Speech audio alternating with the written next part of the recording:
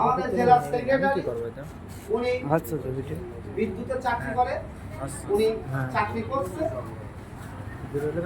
আমি এই কাজটা কেন নিয়েছি, দীর্ঘদিন যে প্রবলেমগুলো আমাদের ভিতরে হচ্ছে, অনেক ডিসিপ্লিন কথাবার্তা আদান প্রদান নেই। দীর্ঘ 17 বছর আজকে দেখেন বাংলাদেশে ক্যাম্পাসে নির্বাচন হয়েছে। দীর্ঘ 17 বছর বিএনপিকে যে লাঞ্ছিত করা হয়েছে, ছাত্র দলের উপরে যেভাবে নির্যাতন নিপীড়ন চালানো হয়েছে, ছাত্র দল তারা সংগঠন সুসংগঠিত সিঁড়িবিড়ি হয়ে যেভাবে ছিল, যাই হোক ওটা আমাদের কেন্দ্র নেতাদের বিষয়। আমরা আমাদের নিজ সদর আসন নিয়ে চিন্তা করব।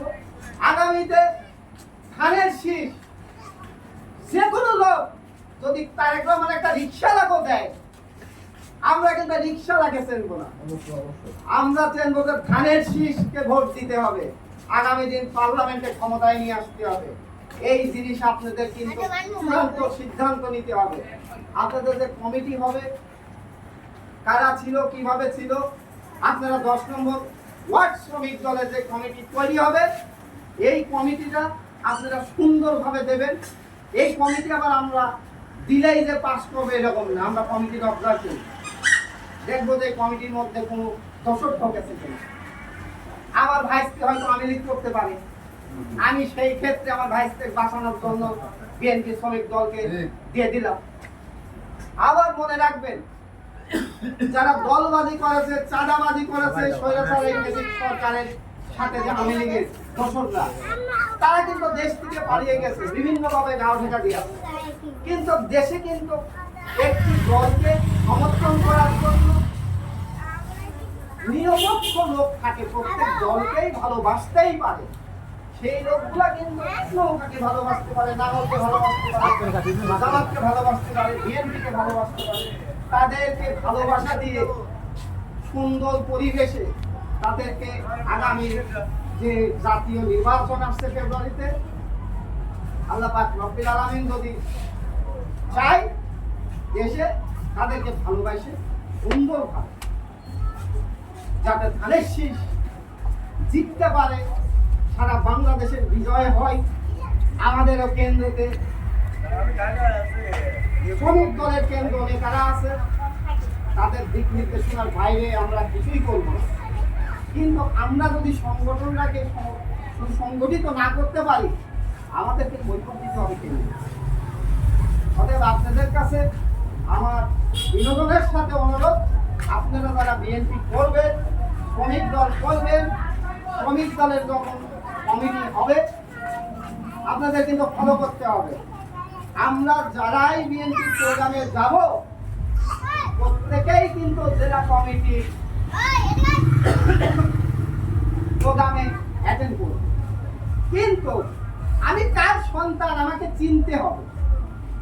আমি শ্রমিক দল করি, ওয়ার্ড বিএনপির একজন প্রতিনিধি বললো, এই তোরা 10 জন আমার চুপ করে আয়, কিন্তু অরিজিনাল কিন্তু আপনি শ্রমিক দলের কমিটিতে আসবেন, আপনি শ্রমিক দলের প্রোগ্রাম ফলো করবেন।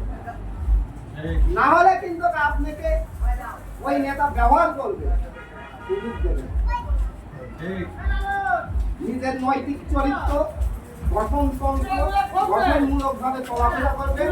ইনশাআল্লাহ আমি কুষ্টিয়া জেলা জাতীয়তাবাদী শ্রমিক দলের সাংগঠনিক সম্পাদক হিসাবে আপনাদের কাছে ওয়াদাবদ্ধ করছি, আপনাদের হয়তো আমার অর্থ নাই, কিন্তু আপনাদের পারিবারিক জীবন সব কিছু যে পরিস্থিতি আছে, এই পরিস্থিতিতে ইনশাআল্লাহ সকল কিছু আমরা আপনাদের পাশে থাকার চেষ্টা করব।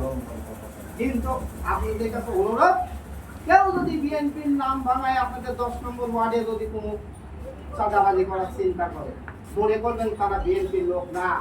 বিএনপির ক্ষতি করার জন্য তারা এক ধরনের দোসররা তাদেরকে লেগিয়ে দিয়েছে আমাদের মধ্যে, তাদেরকে সঙ্গে সঙ্গে অ্যাটাক করে প্রশাসনের হাতে দিয়ে দেবেন। এটা আপনাদের কাছে অনুরোধ থাকলো।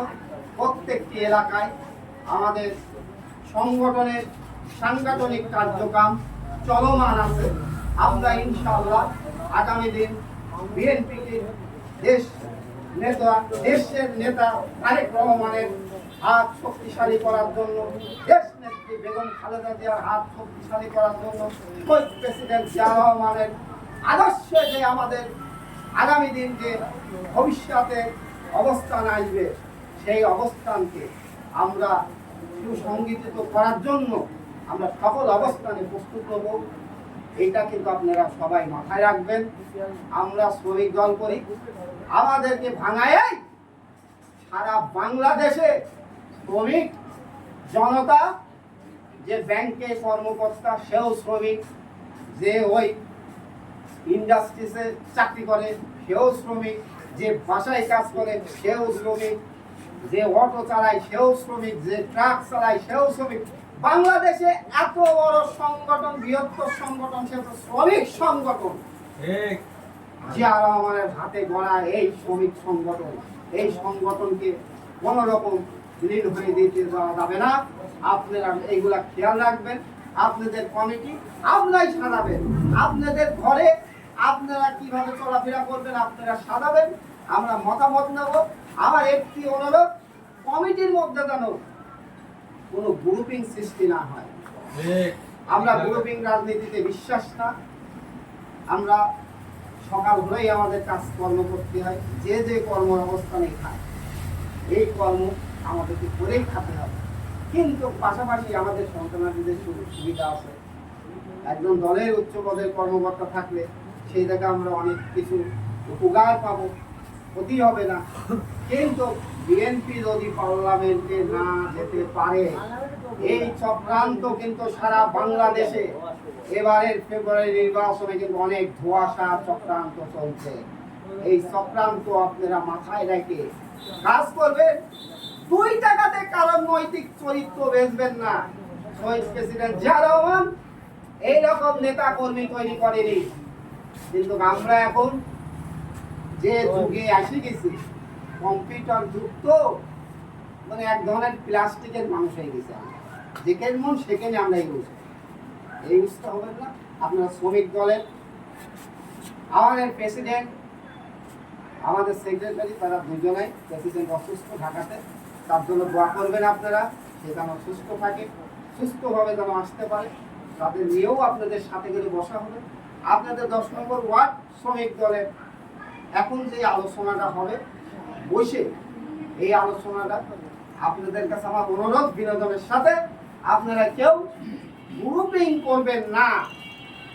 আপনারা এই কমিটি করার পরে আপনাদের নেতৃত্বে 10 নম্বর ওয়ার্ড শ্রমিক দলের মহিলা কমিটি তৈরি হবে। মনে রাখেন, একজন বোনের কাছে, একজন খালার কাছে, একজন ভাবির কাছে, একজন চাচির কাছে ওই ভাবি খালাই যেতে পারে, আমি আপনি যেতে পারি না। যে কাজটা অন্য বিভিন্ন দল করে যাচ্ছে আমরা ঠিক পাচ্ছি না। আমার বউ কি মুরিদ বানাই ফেলেছে আমি নিজেই জানি না। এটা কিন্তু আপনারা মাথায় রেখে সর্বদাই রাজনীতির সাথে আপনারা সম্মিলিত থাকেন। বাংলাদেশ জাতীয়তাবাদী দল জিন্দাবাদ, এবং খালেদা জিয়া জিন্দাবাদ, শহীদ জিয়া মরহুম, তারেক রহমান জিন্দাবাদ। এই বলে আমার শেষ করলাম। আপনাদের ওয়ার্ডের বিষয়ে এখন বসে আলোচনা হবে। আসসালামু আলাইকুম। আমি বক্তব্য না, আমি একটা কথা বলতে চাচ্ছি। বর্তমান প্রতিটা অঞ্চলে একটা গ্রুপ, মহিলার গ্রুপ নামেছে।